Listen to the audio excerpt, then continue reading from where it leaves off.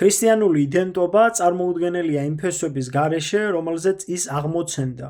როდესაც ადამიანი თავს მართლმადიდებლად მიიჩნევს და ამავდროულად ებრაელ ხალხს ლანძღავს, ის საკუთარ რწმენასთან და ისტორიასთან მოდის ფუნდამენტურ წინააღმდეგობაში. წამით შეჩერდი და თვალი გაუსწორე იმ ხატებს, რომელთა წინაშეც ყოველდღე მუხლს იყრი. დაფიქრებულ ხარ, ვის წინაშე ანთებ სანთელს? შენი ბაგეები ლოცულობენ მათზე, ვისაც შენი გული ვერ იტანს. ეს ხომ საკუთარი სულის წინააღმდეგ წასვლაა. ტაძარში შედიხარ, იოანე ნათლისმცემლის ხატს მუხლმოდრეკილი ევედრები, რომლის გარეშეც ნათლისღების საიდუმლო წარმოუდგენელია.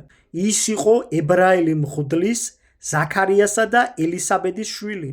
თუ იოანე ნათლისმცემელი შენთვის წმინდანია, მაშინ როგორღაა შენთვის საძულველი ის გენი, რომელმაც ის შვა? გაუგებარია შენი ლოგიკა. ეკლესიაში შედიხარ, 10 მცნებას პატივით ეპყრობი და არ გახსოვს, რომ ისინი მოსემ, ებრაელმა წინასწარმეტყველმა სინას მთაზე მიიღო უფლისგან. ქართველი კაცისთვის განსაკუთრებით წმინდა ანდრია პირველწოდებული, სვიმეონ კანანელი და მატათა. სწორედ ამ ებრაელებმა დატოვეს გალილეის ნაპირები და პირველებმა შემოიტანეს ქრისტეს ნათელი ჩვენს მიწაზე. მათ გარეშე ჩვენ დღეს სხვა რწმენისა ვიქნებოდით.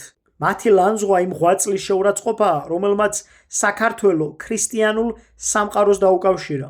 დაფიქრებულ ხარ, რომ სახარება, რომელსაც კითხულობ, ებრაელების დაწერილია. ეკლესიაში ყოველი ფსალმუნის კითხვისას შენ დავით მეფის სიტყვებს იმეორებ. საქართველოს ქრისტიანული ისტორია იწყება მცხეთელი ებრაელებით. ელიოზმა ჩამოიტანა იერუსალიმიდან უფლის კვართი, ხოლო მისმა დამ, წმინდა სიდონიამ, ის გულში ჩაიკრა და მასთან ერთად დაიმარხა. სვეტიცხოველი ჩვენი ერის სულიერი ცენტრი სწორედ ებრაელი ქალის, წმინდა სიდონიას საფლავზეა აღმართული. ის არის სიმბოლო უდიდესი რწმენისა და ერთგულების. თუ გიფიქრია, რომ ყოველი სიტყვა, რომლითაც მათ შეურაცხყოფ, შენივე რწმენის საძირკველს ანგრევს. ეს ხომ იგივეა ხეს ეფერებოდე და მის ფესვებს წყევლიდე. განსაკუთრებით დაფიქრდი, როცა ელია წინასწარმეტყველის ხატის წინ იდგები. თეზბიტელი კაცი იყო ის, ვისი ლოცვითაც საიხსნებოდა და იხურებოდა. გჯერა მისი ზეცად ახტაცებისა, მაგრამ გავიწყდება, რომ ელია ამ ერის სისხლი და ხორცია. როგორ შეგიძლია პატივს მიაგებდე მას და ამავდროულად წყევლიდე იმ გენს, რომელმაც ასეთი ზეციური ადამიანი შვა. პარადოქსია, მაგრამ მათ, ვისაც შენ ბოროტ ებრაელებს ან სიონისტებს ეძახი, მაგალითად ისეთ პერსონებს, როგორიცაა ეპშტეინი და მსგავსნი, ხშირად გენეტიკურად საერთოდ არაფერი აკავშირებთ ნამდვილ ებრაულ მოდგმასთან.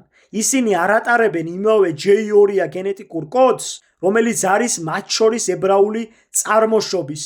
ახლა კი მივდივართ ყველაზე მტკივნეულ წერტილამდე. რატომ ლანძღავს ადამიანი იმას, ვისაც ეთაყვანება? პასუხი ხშირად შენშივეა. ალბათ იმიტომ, რომ თავად გააქვს ის ებრაული გენი.